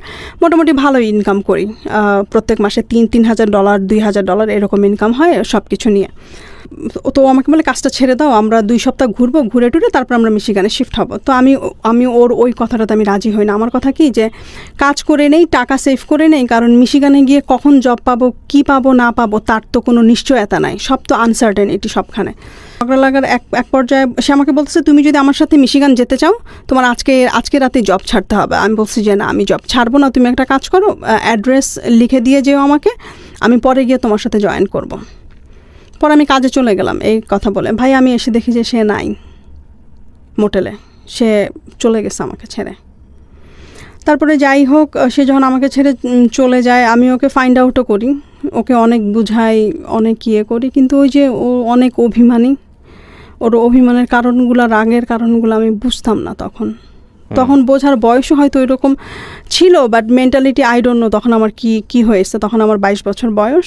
তো ওকে আমি অনেক বুঝালাম, তো ও বুঝলো না। পরে আমি দেখলাম যে না, এখানে আসলে হবে না, ওর সাথে আর মনে হয় কন্টিনিউ করা হবে না আমার। তো এটা চিন্তা করে আমি ওকে যেই হোটেলে ফাইন্ড আউট করলাম ওই হোটেলে ছেড়েই আমি চলে আসলাম। চলে এসে আমি বললাম যে এইখানে আসলে ওর মেমোরি নিয়ে না আমি থাকতে পারবো না, আমার পক্ষে থাকা সম্ভব না। তো তখন ওর একটা বন্ধুর বউ ছিল নিউ ইয়র্কে থাকে, ওই যে মাঝে মাঝে যে ও জ্বালা যন্ত্রণা করতো, আমি ওনার সাথে আমি ইয়ে করতাম, মানে ওর অভিমান, এত রাগ যে কোনো কারণে। তো আমি ওই আপাকে বলতাম সব সময়, ওর ফ্রেন্ডের ওয়াইফ, ওর ফ্রেন্ড মারা গেছে, তো আমি আপাকে বলতাম যে আপা আমি কী করবো, আমার কিছু ভালো লাগে। তো সে আমার বলতো যে তুই নিউ ইয়র্কে চলে আয়, নিউ ইয়র্কে অনেক অপরচুনিটি, কিছু না কিছু তুই অনেক ভালো করতে পারবি নিউ ইয়র্কে। তো ও যখন আমাকে ছেড়ে চলে গেল, তো আমি করলাম কি, আমি নিউ ইয়র্কে মুভ হয়ে গেলাম 2 দিন পরেই। নিউ ইয়র্কে মুভ হয়ে গেলাম, স্ট্রাগলের লাইফ শুরু হলো। আর এতদিন তো ছিলাম নিজেদের বাসায়, ছোটোবেলা থেকে শ্বশুরবাড়ি পর্যন্ত নিজেদের বাসায়, নিজেদের সব কিছু, একটা কর্তৃত্বের একটা ভাব ছিল, রাইট? যখন মানুষের বাসায় থাকতে গেলাম ভাইয়া, এই তো এখন মানে বাস্তবতায় পাড়া দিলাম। তো নিউ ইয়র্কে এসে অনেক কষ্ট করি, সত্যি কথা, কি বলে এটাকে, আমি প্রথমে ডাঙ্কিন ডোনাটে জব করতাম, ডাঙ্কিন ডোনাটের জবটা ছেড়ে দিয়ে, ওটা অনেক কষ্টের ছিল রাতের বেলা। তারপরে ড্যালি গ্রোসারিতে কাজ করি। আমি মোস্টলি ভোর 5টায় উঠতাম, 4টায় উঠতাম, 4টায় উঠে রেডি টেডি হয়ে 5টায় বের হয়ে যেতাম। ভোর 6টা থেকে কাজ, 6টা থেকে 3টা পর্যন্ত কাজ করতাম, 3টা পর্যন্ত কাজ করে আবার 6টা থেকে রাত 9টা পর্যন্ত নার্সিংয়ের ক্লাস করতাম। তার মধ্যে আমার তার সাথে কোনো যোগাযোগ নাই। তো হঠাৎ করে 2016 সালে সে আমাকে ফোন করে, প্রায় 2.5 বছরের গ্যাপে। 2.5 বছর কোনো কমিউনিকেশন ছিল না? কোনো কমিউনিকেশন ছিল না। আমি ফোন করি আমার ইয়ের জন্য, সার্টিফিকেটের জন্য। তো আমি বললাম যে আমার সার্টিফিকেটগুলো দাও, কারণ আমি তো সব কিছু মুভ করে ফেলছি মিশিগানের বাসায়, তো সার্টিফিকেটগুলো লাগবে, আমি পড়াশোনা কন্টিনিউ করতে চাই। তো ও আমাকে বলল যে সার্টিফিকেটগুলো, আর বেসমেন্টে পানি ঢুকেছিল, আর ওখানে অনেকগুলো জিনিসপত্র নষ্ট হয়ে যায়, আমারও অনেক ইম্পর্টেন্ট কাগজপত্র নষ্ট হয়ে গেছে। তো এইভাবে কথা বলা শুরু। তারপরে ও জিজ্ঞেস করলো যে তুমি কিভাবে এইখানে কি করো। তো আমি যে ফুল টাইম জব করতেছি, পড়াশোনা সব কিছু মিলিয়ে এইরকম চলছে।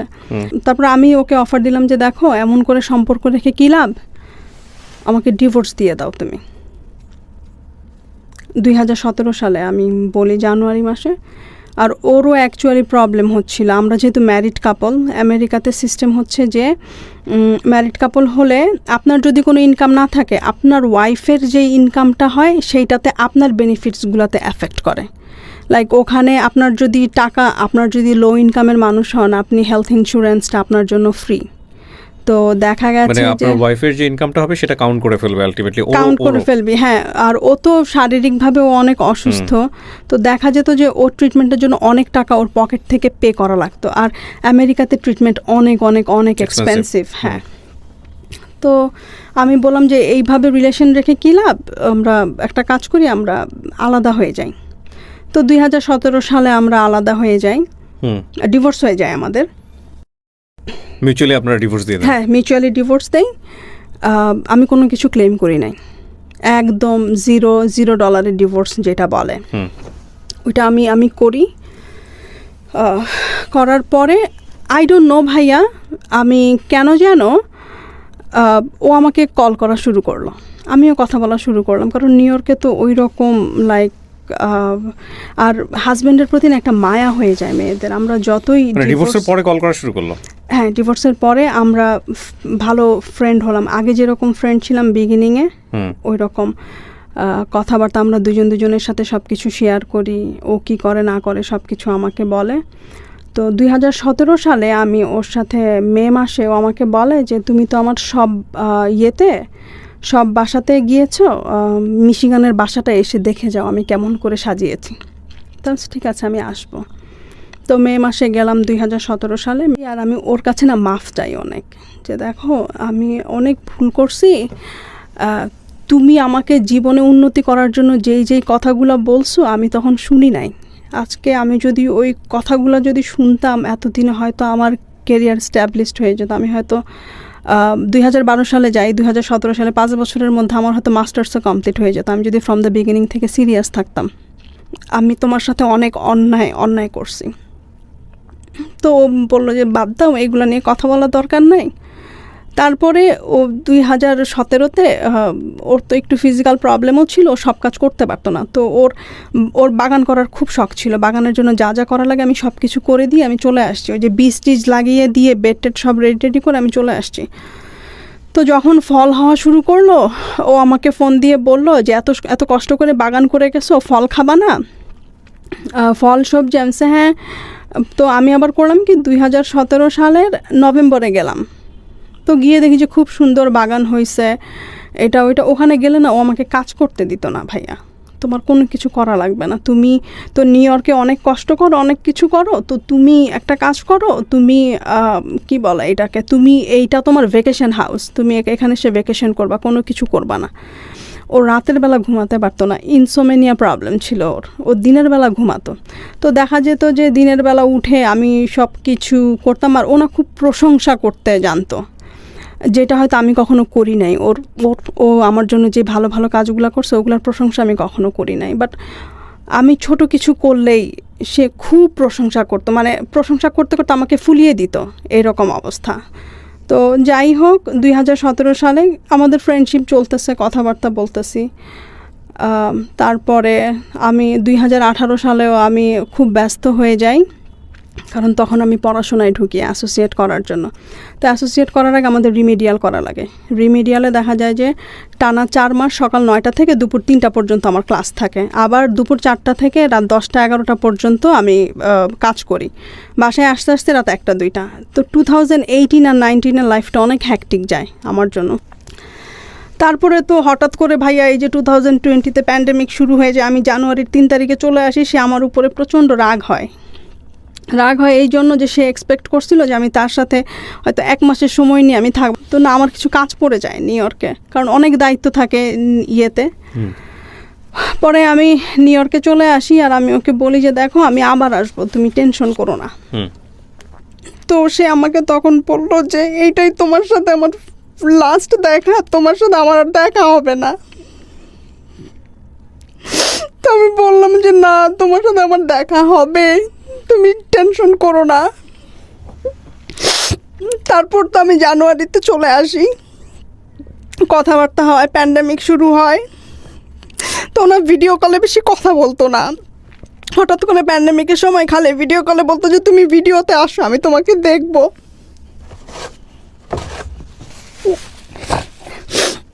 আর খালি বলতো যে আমি আর বেশি দিন বাঁচবো না, তোমার সাথে আর আমার দেখাও হবে না। তা আমি না এটা মানে আমি ওকে, ও যখনই ফোন করতো প্যান্ডেমিকের পরে, মানে প্যান্ডেমিকের সময়, তখন বলতো যে আমাকে রামনি বলে ডাকতো, যে রামনি তোমার সাথে আমার আর দেখা হবে না ফিজিক্যালি। আমি বলি যে না, তুমি কি বলো, তোমার সাথে আমার দেখা হবে। তারপরে ও অনেক রিকোয়েস্ট করতো, তুমি একটু আসো, তুমি একটু আসো, আমি তোমাকে দেখবো, তোমাকে দেখতে খুব মন চাচ্ছে। তো আমি না প্যান্ডেমিকের জন্য যাই নাই, কারণ নিউ ইয়র্কের অবস্থা তো তখন খুব খারাপ ছিল। আমেরিকাতে ছিল তখন না বাংলাদেশে ছিল? ও তখন আমেরিকাতে, মিশিগানে। তো ও কথাবার্তা বলি, আর যখনই ওরে আমি ফোন করি না, ওর একই কথা, যে আমি মরে যাব, আমার না এমন জীবন আর ভাল লাগে না, আমি না এই জীবন আমি টায়ার্ড হয়ে গেছি, আমি কারো উপরে ডিপেন্ড হয়ে মরতে, মানে ডিপেন্ডেবল হয়ে আমি মরতে চাই না, আমি কি বলে আমি হঠাৎ করে মানে মরতে চাই। মারা যাওয়া টেক কেয়ার করতো কেউ সময়? কেউ তো না, নিজে জিনিস নিজেই করতো সব কিছু। আর ওকে আমি বলছি, ও অনেকবার হসপিটালে গেছে, 2019-এও 2020-তেও। তো আপনাদের মধ্যে এত ভালো বন্ডেজ, তাহলে আপনি কেন ওর পাশে ছিলেন না ওই সময়টাতে? ওই যে ওর রাগ নিতে পারতেন না, মানে না, রাগটা করলে আর একটা ঝামেলা তৈরি হতো। ঝামেলা রাগটার কারণেই শুধুমাত্র, আমি ওর রাগটাকে না আর অভিমানটাকে অনেক ভয় পেতাম। রাতের বেলা ডিনার করার পরে আমি ফেসবুক স্ক্রল করছিলাম, আচ্ছা, তো হঠাৎ করে আমার একটা ফোন আসে যে মিশিগান লেখা। ওকে। তো আমাকে বলছিল যে আমি হসপিটালের ইমার্জেন্সি কন্ট্যাক্টে তোমার নাম দিয়ে রাখছি। তো আমি মনে করছি যে হয়তো ও আইসিইউতে, হয়তো আমাকে ওইখান থেকে ফোন দিয়েছে মিশিগানে। তো আমি না ফোনটা ধরছি, ধরার পরে আমাকে একটা মহিলা বলতেছে যে my name is Rashima, do you know mister Haq? I say yes, and then she asked me like what's the relationship between you and him, and then আমি ওকে বলতেছি যে he is my ex-husband. তো বলতেছে honey I have a bad news for you. Then so what? He passed away yesterday Saturday evening at 6 o'clock. ভাইয়া বিশ্বাস করবেন না, আমার মাথায় না আকাশটা একদম ভেঙে পড়ছে মনে হয়। যে যেই মানুষটার সাথে আমি কথা বললাম শনিবারে, সুস্থ মানুষ, সে কিভাবে শনিবার বিকাল 6টায় চলে যায়। তারপর আমি ওকে জিজ্ঞেস করলাম যে ও কিভাবে মারা গেল। পরে বললো যে ফ্রন্ট ইয়ার্ডে তো ওই ফলের সময় অনেক পাতা পড়ে, শীত আসার আগে ওইটা ক্লিন করতে গিয়ে ওখানেই সামনেই মরে পড়েছিল। তারপর ওরা 911 কল করার পরে ওকে নিয়ে যায়, ওখানে অন দ্য স্পটেই ওকে ডেড ডিক্লেয়ার করে। তারপরে আমি করলাম কি, সাথে সাথে ওর ভাই বোনদেরকে মেসেঞ্জারে নক করলাম, কেউ আমার ফোন ধরে না। ওর যে ইমিডিয়েট বড় ভাই এখানে থাকে, ওই ভাইয়া ফোন ধরছে। আমি ভাইয়া বলি ভাইয়া তো নাই। বলে কি বলো? আমি বলি যে হ্যাঁ। বলে কিভাবে কি হয়েছে? আমি বলি ভাই আমি ডিটেলস এখন বলতে পারবো না, আমি রাখি। তারপরে ওর ভাবি আমার ফোনপে কল দিল, নিউ ইয়র্কে যে থাকে, সে ফোন দিয়ে বলতেছে যে এরকম তো কল আসছে, আমি তো মনে করছি জাঙ্ক কল, আমি জাঙ্ক কল মনে করে কথা বলি নাই, আমি রেখে দিছি। পরে যাই হোক, ওর ভাই বোনরা ওর একটা ভাইয়ের বউ চায় নাই যে আমি ওর ফিউনারেলে যাই। তো আমি তাকে বলছি যে ভাবি আপনারা যদি যান মিশিগানে আমাকে একটু নিয়ে যান সাথে করে, কারণ আমার তো মাথা কাজ করতেছে না, কি বলে আমি ওকে শেষ দেখা দেখতে চাই। কারণ তো অনেকবার আমাকে যেতে বলছিল, আমি তো প্যান্ডেমিকের জন্য ভয়ে যায় না, কারণ আমি যদি করোনা ভাইরাস নিয়ে যাই ওর কাছে, ও তো এমনিতেই অসুস্থ মানুষ, ও হার্টের পেশেন্ট, স্ট্রোকের পেশেন্ট, ওর খারাপের জন্য আমি যাই নাই। তো আপনারা আমাকে কাইন্ডলি নিয়ে যান। পরে ভাবি বলো যে ঠিক আছে আমি জানাবো। পরে দেখি যে রাত 12:30 বেজে গেছে, জানায় না ভাইয়া, আমার তো টিকিট কাটতে হবে। পরে আমি ওর নেইবারকে কল দিলাম, তো আমি ওরে বললাম যে আমি যদি আসি তুমি কি আমাকে নিয়ে যেতে পারবা? ওকে শেষবারের মতো দেখাতে। বলে যে হ্যাঁ পারবো, সমস্যা নাই। পরে আমি করলাম কি, নভেম্বরের 9 তারিখ সোমবার ভোর 6টার ফ্লাইটে আমি চলে গেলাম। তারপরে সোমবারে আর মর্গে আমাদেরকে ওর চেহারা দেখালো না, জাস্ট ছবি দেখালো, প্যান্ডেমিকের জন্য ওরা মর্গে কাউকে ঢুকতে দেয় না। তারপরে মানডেতে আমি ওর বাসায় আসলাম, দুপুরবেলা বাসায় এসে দোতলায় উঠলাম, উঠে ওর বিছানাতে গিয়ে কিছুক্ষণ আমি 5 মিনিট ওর বিছানাটা, ওর গায়ের স্মেলটা আমি নেওয়ার চেষ্টা করছিলাম ওই বিছানা থেকে। তো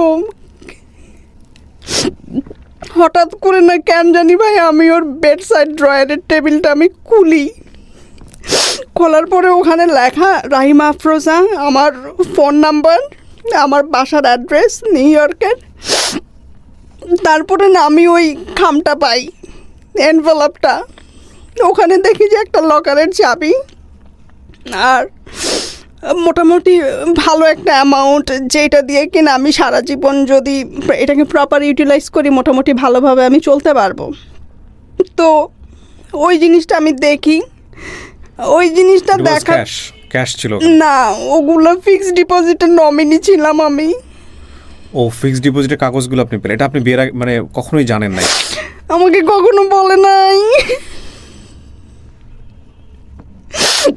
এর জন্যই বারবার বলতো যে তুমি আসো মিশিগানে। আমি এখন রিয়েলাইজ করতেছি। তারপরে ফিক্সড ডিপোজিটের কাগজগুলো পাই।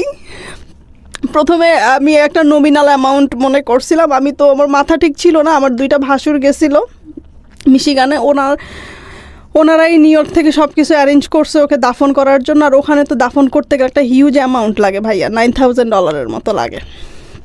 তো ওর ভাইরাই এটা করে। আমি বলছিলাম যে আমি কন্ট্রিবিউট করতে চাই।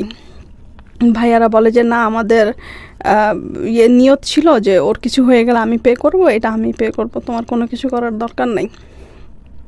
পরে আমি তো একটা নমিনাল অ্যামাউন্ট প্রথমে মনে করছিলাম সোমবারে বিকালবেলা। তো ওকে মঙ্গলবারে দুপুরবেলা আমরা দাফন করে আসলাম বিকালবেলা বাসায়। আসার পরে মঙ্গলবারে তো আমরা সবাই টায়ার্ড মেন্টালি ফিজিক্যালি। আর ওই বাসায় যাওয়ার পরে ভাই আমি পানি আর জুস ছাড়া আমি আমার গলা দিয়ে আমি কোনো সলিড ফুড নামাতে পারি নাই। মানে মনে হয়েছে যে এখানে যা কিছুই আমি খেয়েছি এই বাসায় আমি ওর সাথে খেয়েছি, আমি তো একা কখনো কোনো কিছু খাই নাই। তো আমি 4 দিন ছিলাম ও মারা যাওয়ার পরে ওখানে। তো মঙ্গলবার ওকে যখন দাফন করতে যাই, ওকে যখন দেখি ফিউনারেল হোমে, তখন আমি বলি যে আমি তো তোমাকে দেখতে আসছি, এবার তুমি চোখ দুইটা খুলো, তুমি একটু দেখো।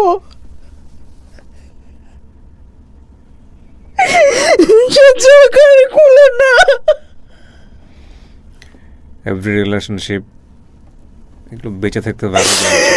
আজকের এই গল্পটা থেকে শুধু এতটুকুই বলার আছে, আমরা আসলে কেয়ার করি না।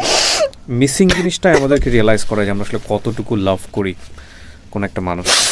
It's a very very interesting story, and the most important thing is that ওনাকে যেই জিনিসটা ওনার কাছ থেকে সবই আমার শোনা গল্প। I didn't query this because this is the very great limitation of this kind of story. ওনাকে যে বিষয়গুলো, উনি প্রপার্টিগুলো নমিনি করে গেছে, ওটা ওনার কাছ থেকে শোনেন যে এটা কী পরিমাণ অর্থ। হ্যাঁ, তারপরে আমি তো নমিনাল মনে করি, ওইটা নমিনাল একটা অ্যামাউন্ট মনে করছি। যাই হোক, সে যখন এইটা, আমি তার ভাইয়ের কাছে গেলাম, ডাক্তার ভাইয়ের কাছে গিয়ে আমি বললাম যে ভাইয়া, যে ও তো এটা দিয়ে গেছে আমাকে 90 লাখ, তো আমি এইটা করব না, আমি এটা নিতে পারবো না, এইটা দিয়েও আমাকে গিল্টি করে গেছে, আমি ওর জন্য একটা মসজিদ করে দিব, আমি এইটাকে হাত দিতে পারবো না, কারণ ওর জন্য আমি কখনো কোনো কিছু করি নাই।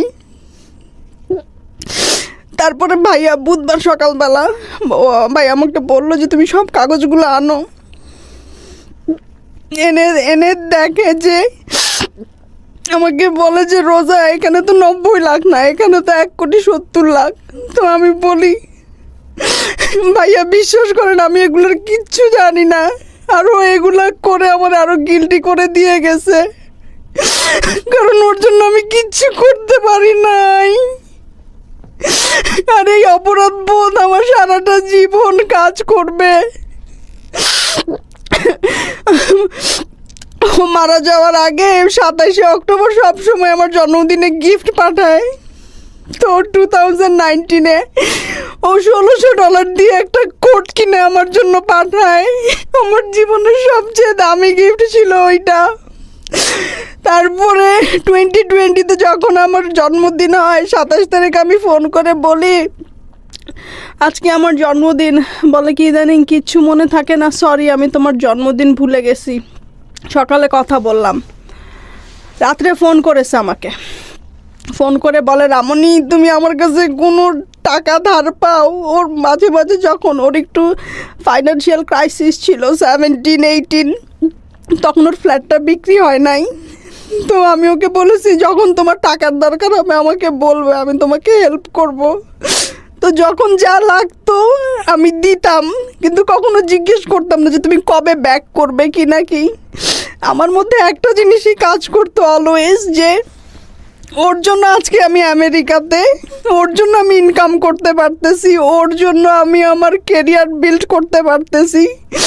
ও যদি আমাকে না আনতো তাহলে এগুলো কোনো কিছুই আমার দ্বারা করা সম্ভব হতো না। আমি আমার ফ্যামিলিকে কম বেশি হেল্প করতে পারতেছি, আমার চারপাশের মানুষজনদেরকে হেল্প করতে পারতেছি। তো আমি না সারা জীবন ওর কাছে কৃতজ্ঞ ভাইয়া, সত্যি কথা।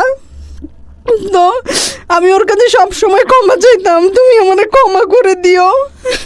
তো আমাকে বলে আমি তোমাকে অনেক আগে ক্ষমা করে দিছি, তুমিও আমাকে ক্ষমা করে দিও। তো 27 তারিখে ফোন করে বলে তুমি আমার কাছে কোনো টাকা পাও কি না। আমি বলি যে না, তুমি যা টাকা নিয়েছো সব আমাকে ফেরত দিয়ে দিছো। বলে ইদানিং আমার কিচ্ছু মনে থাকে না। তারপরে আমার ভাসুর আমাকে বলল যে ওখানে 1,70 লাখ, আর তোমার ইন্টারেস্ট ও আরও 13-14 লাখ টাকা। তারপরে এই যে ভাই, আমি আজকে সকালে ফাইন্ড আউট করতে পারছি ওর ভাই যেটা এখানে থাকে সেন্ট্রাল রোডে, উনি খুব ভালো মানুষ। এই আমাকে বলতেছিল যে ওর একটা প্রায়োরিটি অ্যাকাউন্ট আছে ব্যাংকে, ওইটাতে মেম্বার হতে গেলে অ্যাটলিস্ট 20 লাখ টাকা জমা দেওয়া লাগে প্রায়োরিটি মেম্বারশিপের জন্য। তো তুমি জানো কি না ওর ভাই আমাকে বললো যে ওর প্রায়োরিটি অ্যাকাউন্ট আছে। তো আমি বললাম আজকে সকালে ওই যে ডিপোজিট স্লিপ করতে গিয়ে দেখি ওই প্রায়োরিটি অ্যাকাউন্টে আরও 30 লাখ, 2 কোটির ওপরে। দুই সব কিছু নমিনি আপনি? হ্যাঁ, ওর এবি ব্যাংকের নমিনি। আপনাদের ডিভোর্স হয়েছিল কত সালে? 2017-এ। 2017-এ ডিভোর্স হওয়ার পরে উনি চাইলে নমিনিগুলো চেঞ্জ করে ফেলতে পারতো? না, ও নমিনি করেছে আমাকে 2019-এ নভেম্বরে। ও ও ওয়াও, এটা কোনো রিলেশনশিপ লাগে না বা কি হয় না, কিছু লাগে না? ওখানে না সে আমাকে হাউস ওয়াইফ দিয়েছে। আচ্ছা। আর সে না এক্স ওয়াইফ কথাটা কখনো উচ্চারণ করে নাই। আমি এটা কিভাবে বুঝেছি, একদিন আমরা বাইরে রেস্টুরেন্টে খেতে গেলাম, তো টেবিল অনেক কম ছিল, তো আমরা একটা টেবিল শেয়ার করলাম। তো একটা লোক জিজ্ঞেস করলো, ও তোমার কী হয়? বলে যে আমার ওয়াইফ হয়। তার 1 মিনিট পর আমরা জিজ্ঞেস করলো, আমাকে বললো, রামুনি তুমি কি রাগ করছো যে আমি তোমাকে আমার ওয়াইফ বলছি? আপনাদের রিলেশনশিপটা এরকম হলো কেন? আপনি কেন আপনি কখনো জিজ্ঞেস, আপনি তো গিল্টি ফিল করেন, সেটা আমি এপিসোড যারা দেখবেন সবাই বুঝবে, ডেফিনেটলি আপনি গিল্টি ফিল করেন, কিন্তু আপনার এই সিচুয়েশন হওয়ার পেছনে যথেষ্ট কারণ ছিল। কিন্তু আপনার এই গল্প শুনে একটা শিক্ষা আমার নিশ্চয়ই এসছে, সেটা আমি শেয়ার করবো আমার দর্শকদের সঙ্গে। কিন্তু এই জীবনটা তো এরকম হওয়ার কথা ছিল না, এরকম কেন হলো আপনার কি মনে হয়? না, ও আমাকে না জিজ্ঞেস করতো যে তুমি কেন সংসার শুরু করো না, তোমার তো জীবন পড়ে আছে, আমার তো জীবন শেষ, তুমি কেন শুরু করো না? তো আমি ওকে বলতাম যে ন্যাড়া বেলতলায় একবার যায়, আমি তো 2 বার গেছি, আমার তো শিক্ষা হয়ে গেছে, আমার আর ইচ্ছা নেই। আমার মনে হয় কি যে সংসার করতে গেলে আবার আগে যেই প্রবলেমগুলো সাফার করছি, আবার যদি ওই রকম কিছু হয়, এখন একটা ভয় কাজ করে, এখন আর কাউকে বিশ্বাস করতে পারি না। প্রথম কথা, এই অর্থ আপনি এখন যে জীবনে আছেন বা আপনি যা করছেন, তাতে হয়তো অর্থের প্রয়োজন হবে না আপনার লাইফ সেটেল করার জন্য, কারণ আপনি নিজে ইনকাম করতে পারেন। ওনার ফ্যামিলির দিক থেকে কি কোনো ধরনের কোনো চাপ আছে এই অর্থ নিয়ে? না না, ওদের একটাই কথা, ওরা খুব ভালো মানুষ, এটা আমি বলবো। তারা আমার সাথে কখনো খারাপ কোনো কিছু করে নাই, আমার শ্বশুরবাড়ির লোকজন কখনোই না। আমার ভাসুর আমাকে বলছে যে এটা শেষ ইচ্ছা ছিল, আমরা ওর শেষ ইচ্ছার রেসপেক্ট করব, ওদের কারো কোনো সে নাই।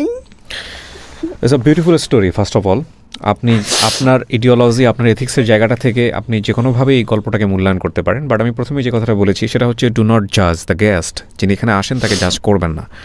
আপনি আপনার এই জায়গাটা থেকে কী নিলেন সেটাই হচ্ছে বড় কথা। আমরা আমাদের গল্পটার বিন্যাস এমনভাবে করেছি যাতে করে কাউকে এখানে হেও না করা হয়, সবাই খুব রেসপেক্টের জায়গাটায় থাকেন। আমি একটা জিনিস বলতে পারি, সেটা হচ্ছে যে ওনাদের ভেতরের যে আন্ডারস্ট্যান্ডিংটা, যেটা সবচেয়ে ভালোভাবে গ্রো করেছে, সেটা হলো ডিস্টেন্স তৈরি হওয়ার পরে। এবং ওই একটা কথা আছে না যে আপনি আসলে যাকে ছাড়ছেন তাকে আসলে আসলেই ছাড়া উচিত কিনা, এটা অভিমানের পর্যায়ে বা রাগের পর্যায়ে গিয়ে ছাড়া কিনা, বা ছাড়লে আসলে স্টে করতে পারবেন কিনা, বা ছাড়ার পরেও ওই মানুষটা আপনাকে আসলে চায় কিনা, অত্যাবশ্যকীয় মানুষ কিনা, সেটা একটু ভেবে চিন্তেই তারপরেই ছাড়া উচিত। তো সেই জায়গাটা থেকে উনি যেটা বলেছেন, খুব সুন্দর করেই বলেছেন যে আমার বয়সটা অনেক অল্প ছিল, আমি বুঝতে পারিনি।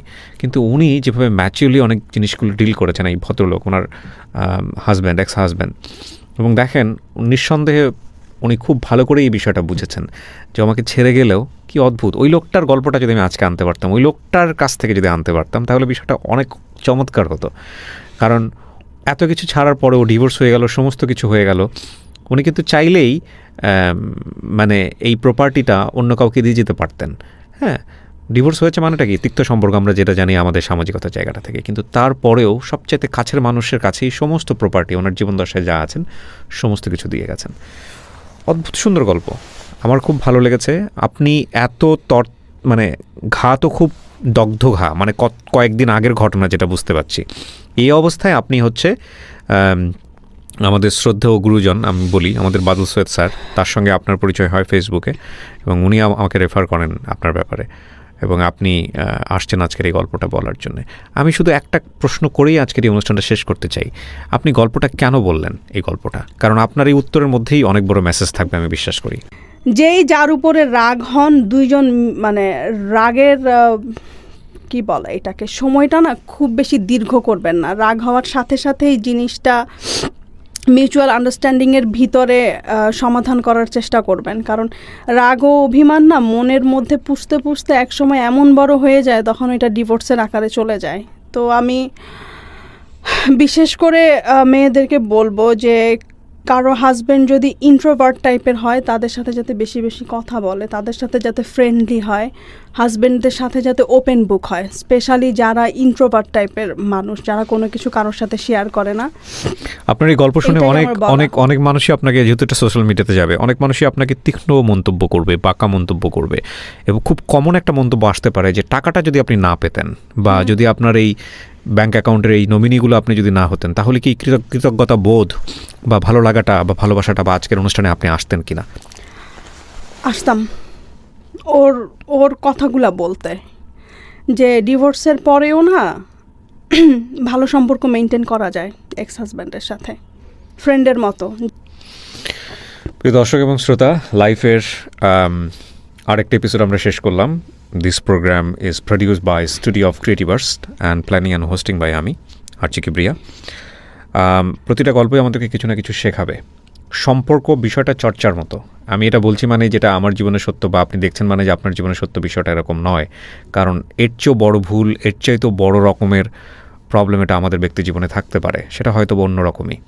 এই ভদ্র মহিলাটি আজকে এখানে এসে অকপটে নিজের কথাগুলো স্বীকার করেছেন বলেই আজকে হয়তো বা তাকে অনেকেই জাজমেন্টে নেবেন, যেটা আমি প্রথম থেকেই বলছিলাম যে ডু নট জাজ হার, বরং নিজেকে জাজ করাটা খুব জরুরি। ওনার এই জায়গাটা থেকে আমরা যদি শিখতে পারি, আমরা যাদের সাথে যেই সম্পর্কে আছি, প্রত্যেকে যে সম্পর্কে আছি, সেই জায়গাটার যদি আমরা একটু রেসপেক্ট বাড়াতে পারি,